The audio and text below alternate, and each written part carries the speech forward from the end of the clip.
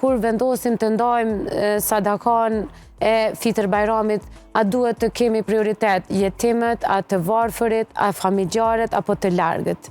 Po, sigurisht që prioriteti kryesor është për të varfërit dhe jetimet.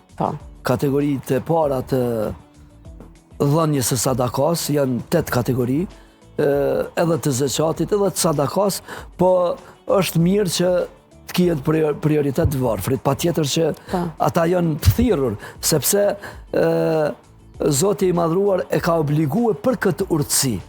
Pastaj njerëzit, ka shumë njerëz që nuk gjejnë në afërsinë e vetë të varfër, i drejtohen institucionit, Bashkisë Islame, paguhen vitrat dhe zeqatin në institucionet e Bashkisë Islame.